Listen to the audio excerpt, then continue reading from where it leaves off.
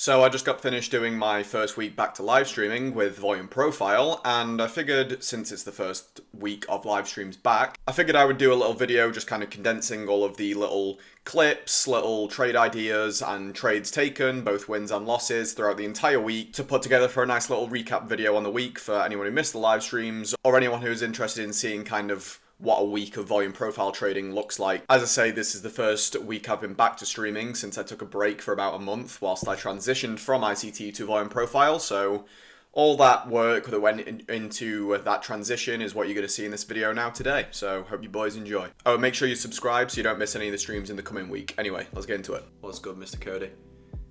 I did take a short off the open initially that looked something like this, just because I don't actually normally trade with this volume profile stuff right off the open. Normally I'll have to wait half an hour for the volume to build up in this half an hour, so then I can use the developing profile. But if there's stacked levels like this from overnight and previous day, I'll happily take that with like a little bit dialed back risks. It's what Cammy would call a B setup.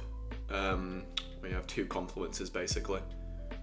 Hard to have an A confluence before 10 AM, and I'm trying to stick to, well, I'm taking B's and A's but no C's. Anything that's just one confluence I'm not taking. Unless it got up there actually. I wouldn't mind taking a short up here. I would like to short up here, and I would like it to break through, and then I would short from here. You could just long from here and hope for a little bounce, but I would prefer to see it break and then get a retest. I think this is more likely than this today, personally. But I'll happily take that higher trade there. I just love the AM. I can't get away from it. It's like crack. It's literally crack for traders, the New York AM session. You can take a long here because you have the value area low of the developing profile. You have a D-shaped profile, so that's like your context.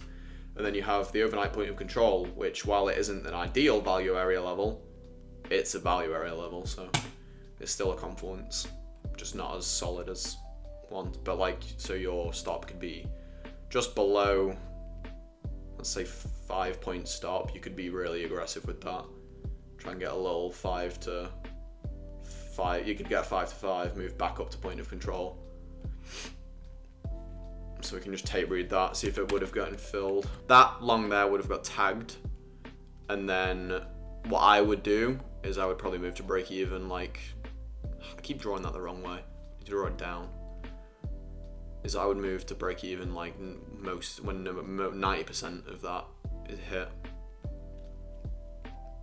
That's a perfectly solid trade. In fact, that's an A trade, because you have the confluence of the D-shaped profile, you have the value area low, and you have the overnight point of control, and there it would have hit. So there you go. That would have been a nice 1-to-1 off of the value area low. 8 minutes we've got to get filled. If I get filled before 11:30, I'll take the trade. If I like, and I'll hold it past 11:30, but 11:30 is my cutoff point. I have to get filled by then, or I'm not taking it. Come on, get there before 11:30. You're just there. You're right there. There we go. We got filled. We got filled, boys. Now we're gonna lose the trade. This has not got much of a high volume node there, but it has got the stacked previous day's point of the previous day's value area low, the overnight value area low, and the current session value area low is a little bit there, but it's not quite on the value area levels, but it is there. It's between price and my stop loss, therefore it's a level that will hopefully help me, but looks like I might just get smacked. The ATR is like 4.5, 5, so I'm probably a little bit tight on the stop. Stop filled. Ouch. Waited 2 hours, by the way. Waited 2 hours for a loss. Oh well. No trades off the open today. Yesterday was a bit of a more unlikely situation where I am trading straight away after the open.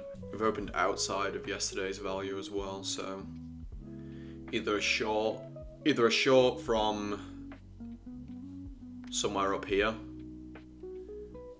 What might be nice is if we move higher, break this overnight value area high initially, bounce off the value area low, and then if we can, during this run up, build some volume up here, cross back down below it again, build some more volume up on it, and then get a retest, that'd be a really nice short. Or if we just break lower now, and then develop a little bit of volume across this overnight value area low. Yeah, I like the idea of entering a short like here. That's a big stop. Oh god, yeah, it's got to be. I'm gonna have to go for like a 10-point stop. We're also starting to get a pretty even distribution in this sort of area. I would want that value area low to get like down here, and then that short would look something like that. To be honest, I could also buy this. That is a thing. I could buy, and then just, you know, I'm gonna do that as well. I'm gonna set a buy limit down there at 607, and you know, like just whichever one gets filled first. Oh, it looks like I might get filled here. Order filled. Order filled. Okay, so we're in this long here. It's very, very short long.